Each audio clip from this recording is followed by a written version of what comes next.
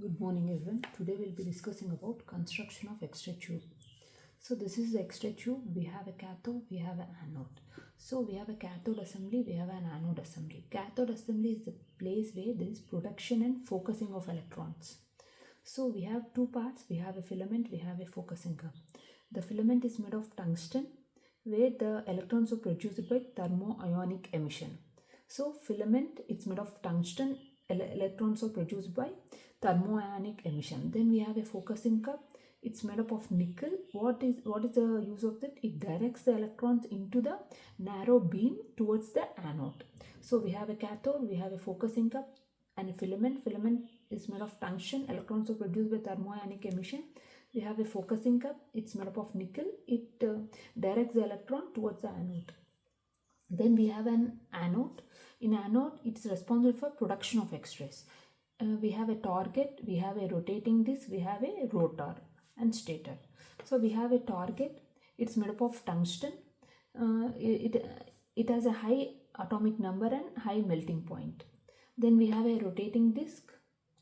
It spreads the heat over a large area. Then we have a rotor and stator. It's enabled the rotation of the anode. So we have a target, it's made of tungsten. We have a rotating anode. So a rotating disc, it spreads the heat over a large area. We have a rotor and stator. It's enabled the rotation of the anode. Then we have a vacuum glass or metal envelope.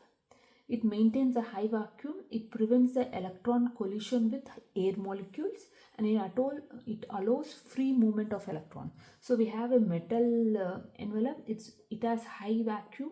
It prevents electron collision with air molecules.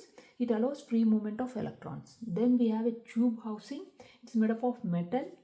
It's filled with insulating oil. It's used for cooling and electrical insulation. It contains lead lining. It limits the radiation leakage and has a window for the X-ray exit. So this is the tube housing. If we have an X-ray tube window, it's a thin glass made of beryllium. It allows X-rays to exit with minimal absorption.